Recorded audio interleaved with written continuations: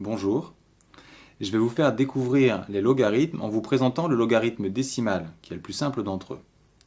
Nous verrons pourquoi ils ont été inventés et leur usage aujourd'hui. Et enfin, nous allons retrouver ensemble les propriétés calculatoires des logarithmes. Même sans calculatrice, il est facile d'effectuer une multiplication de puissance de 10.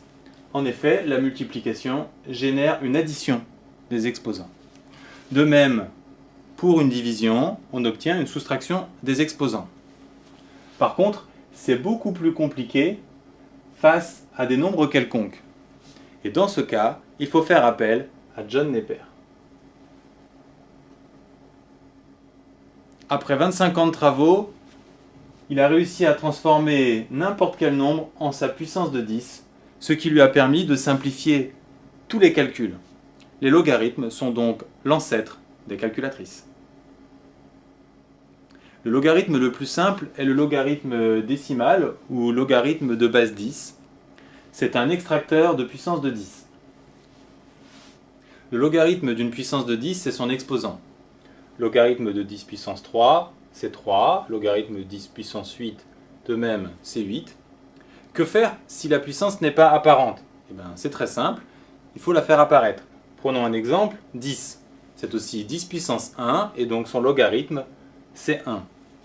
Logarithme de 1, il faut changer le 1 en 10 puissance 0, et donc son logarithme, c'est 0.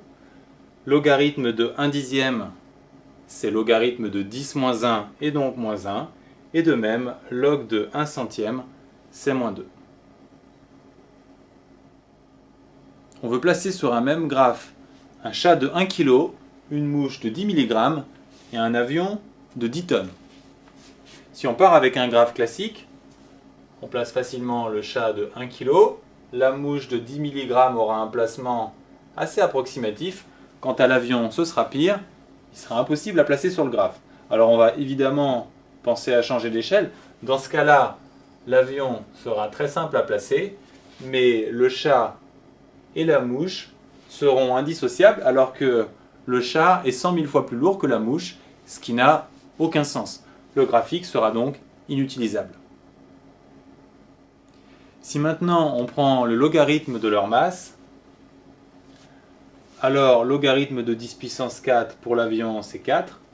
Pour la mouche, logarithme de 10 moins 5, c'est moins 5. Et logarithme de 1 pour le chat, c'est 0. Ce genre d'échelle logarithmique répond donc à notre problème. Vous en rencontrerez également en chimie pour les pH et en physique pour l'étude des sons.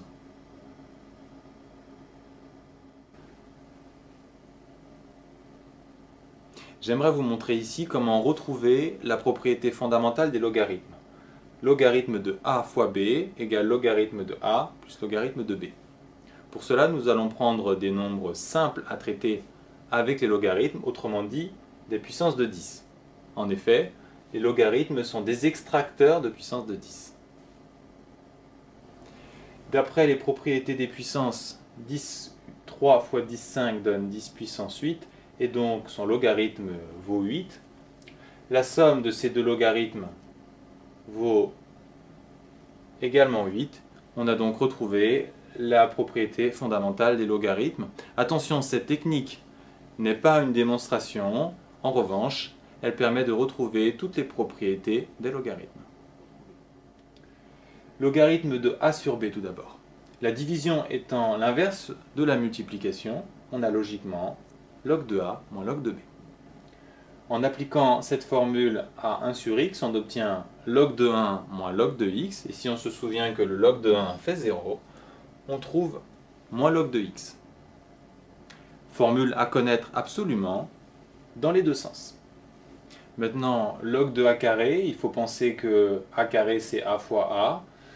Et donc en appliquant la propriété fondamentale, on trouve log de a plus log de a. Et donc 2 log de a qu'il faut également connaître dans les deux sens. Si on généralise cette formule pour n, on trouve n log de a. On remarque ici que si le logarithme est un extracteur de puissance de 10, il fait tomber toutes les puissances. Et enfin, si on se souvient que la racine est une puissance 1/2, on trouve log de racine de a égale 1/2 de log de a. Notons que les multiplications sont transformées en addition, les divisions en soustraction et les puissances en simple multiplication. On retrouve donc ici le pouvoir simplificateur des logarithmes qui en ont fait l'ancêtre des calculatrices. Et remarquons au passage que les opérations à l'intérieur sont toujours les opérations complexes. Pour tracer rapidement un logarithme décimal, il faut une fois de plus s'appuyer sur les puissances de 10. Il faut les placer en abscisse, 10 moins 1, 10 puissance 0, et enfin 10 puissance 1, puis calculer leur image, qui seront logiquement très simples. Logarithme de 10 puissance moins 1, c'est moins 1, logarithme de 1, 0, et logarithme de 10, 1. Puis on trace l'allure, qui est caractéristique de la majorité des logarithmes. En résumé, nous avons vu que le logarithme décimal est l'ancêtre des calculatrices, que c'est un extracteur de puissance, ce qui nous a permis de retrouver ses propriétés algébriques ainsi que son allure. Ces caractéristiques du logarithme décimal sont également valables pour le logarithme népérien de base E.